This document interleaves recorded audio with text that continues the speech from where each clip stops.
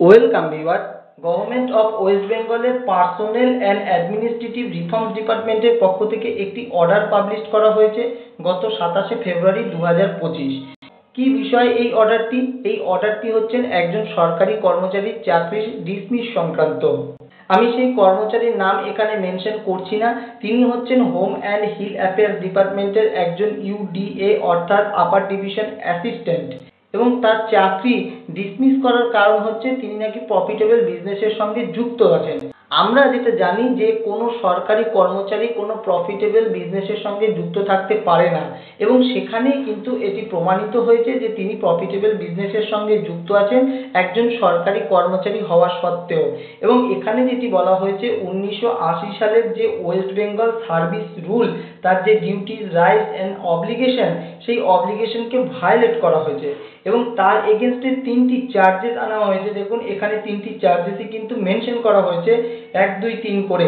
প্রথম যে চার্জের কথা এখানে বলা হয়েছে, একটি ফ্ল্যাট বুকিংয়ের টাকা সরাসরি নিজের অ্যাকাউন্ট থেকে, অর্থাৎ ওই সরকারি কর্মচারীর নিজের অ্যাকাউন্ট থেকে রিপেমেন্ট করতে গিয়ে ইনসাফিসিয়েন্ট ফান্ডের কারণে সেই চেকটি ডিসঅনার হয়, এবং এই কাজ সম্পন্ন করার জন্য একটি পাওয়ার অফ অ্যাটর্নি বা পাওয়ার অফ এগ্রিমেন্টের ডিড করা হয়েছিল, যেটা কিন্তু সম্পূর্ণ যে এটি একটি বিজনেস অকুপেশন সেটাকে ইন্ডিকেটও করছে।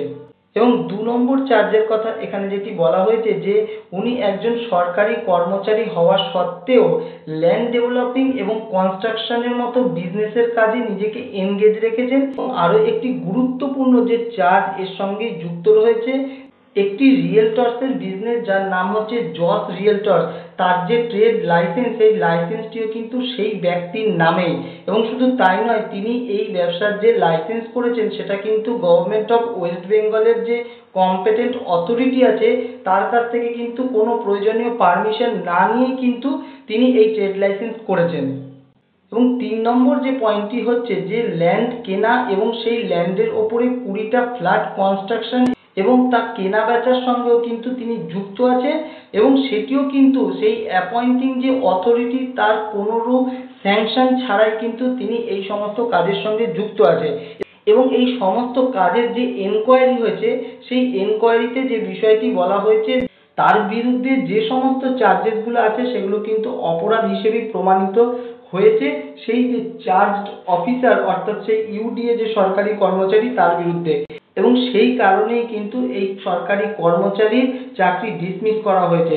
এখানে আরও একটি গুরুত্বপূর্ণ যে বিষয় মেনশন করা হয়েছে, এই সরকারি কর্মচারী শুধু যে চাকরি ডিসমিস হয়েছে তা নয়, এই পেনাল্টি হিসেবে চাকরি ডিসমিস করলে 1971 সালের under the government of West বেঙ্গলের যে সার্ভিস রুল আছে, সেই সার্ভিস রুলের 8 নম্বর রুল অনুযায়ী তার শুধু চাকরি যে ডিসমিস হচ্ছে সেটি নয়, ইন ফিউচার কোনো এমপ্লয়মেন্টও তিনি ডিসকোয়ালিফিকেশন হিসেবেই কিন্তু তিনি গণ্য হবেন। অর্থাৎ গভর্নমেন্ট অফ ওয়েস্ট বেঙ্গল সার্ভিসের রুল অনুযায়ী কোনো সরকারি কর্মচারী কোনো প্রফিটেবল বিজনেসের সঙ্গে যুক্ত থাকতে পারেন না, এবং এখানে কিন্তু তিনি সেইভাবেই প্রফিটেবল বিজনেসের সঙ্গে যুক্ত ছিলেন, তাও কিন্তু কম্পিটেন্ট অথরিটির উইদাউট স্যাংশনে। সেই কারণেই কিন্তু এই সরকারি কর্মচারী যিনি ইউডিএ পোস্ট হোল্ড করছিলেন হোম অ্যান্ড হিল অ্যাফেয়ার্স ডিপার্টমেন্টের, তার চাকরি কিন্তু ডিসমিস করা হলো। ধন্যবাদ।